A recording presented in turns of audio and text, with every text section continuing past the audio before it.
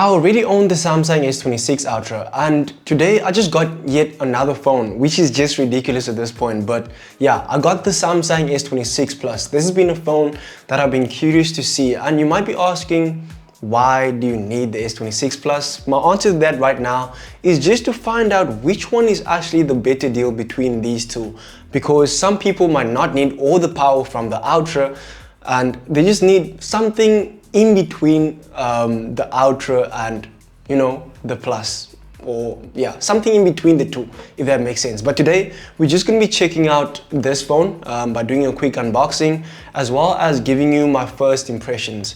And if you guys like and sub, I will do a review on the phone as well, so make sure you do that. Okay, so let's get straight to unboxing and stop the yapping. Let's see what's inside this box. So first up, we have the phone itself, but we're gonna put the phone on the side for now. As you can see, I got the phone once again in cobalt violet, or you can just call it purple. I used to call it ultraviolet. Yeah, it's really nice. It's a really nice dark purple. But let's check out what else is in the box. So we get a pretty much similar experience to what you normally see with other Samsung phones, which is a cable, Type-C to Type-C cable, and then we have a SIM ejection tool, as well as some user guide manuals. I don't know why we need user guide manuals, like we don't know how to use a phone in 2026, but I guess some people might need this, so it's always handy having it so that you know what to do. Okay, now back to the phone. Let's do the satisfying feel. This is something that I'm always excited to do. I don't know why,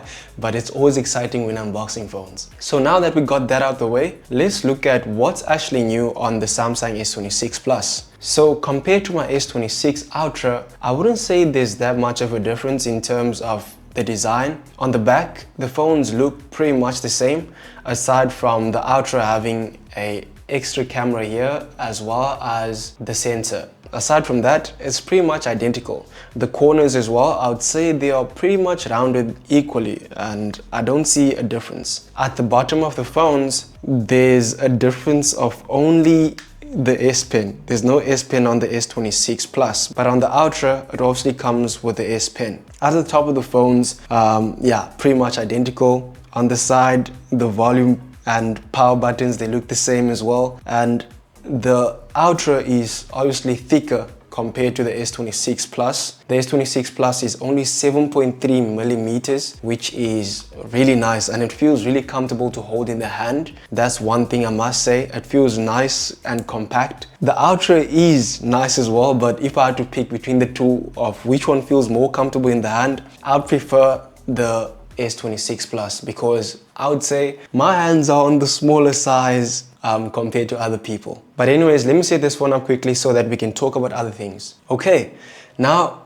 let's talk about the display. We have a 6.7-inch display on the S26 Plus. The S26 Ultra has a 6.9-inch display. The display on the S26 Plus has slightly smaller bezels compared to the S25 Plus from last year, which is something that I do not notice personally, but it is there. The display also has a peak brightness of 2600 nits, which is really amazing.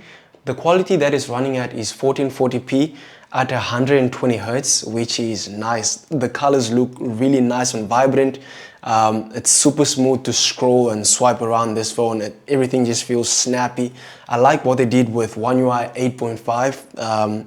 They really optimized it for this phone, and it's just amazing to use. Speaking of software, I want to talk about performance and how One UI 8.5 and the performance or chip of this phone, just, you know, they are in sync all the time. We got the Exynos 2600 on this phone, and honestly, my first thoughts of having an Exynos chip was always, you know, the phone is going to overheat, and I'm not sure if that's going to be the case with this phone because I still need to test it out.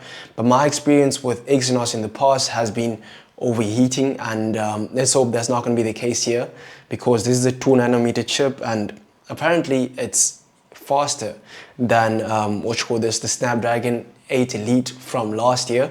Slightly faster and more efficient as well. So Let's see if that's true. I'm gonna be testing it out for you guys and maybe doing some gaming tests as well to see if that's the case. In terms of battery, the S26 Plus has a 4900 milliamp hour battery, which is slightly smaller than the one on the Ultra. The charging speeds on this has been upgraded as well. We have 45-watt charging, which will give you around, let's say, 69% in about 30 minutes, and that's crucial, especially if you live in South Africa. Yeah, load shedding is a problem.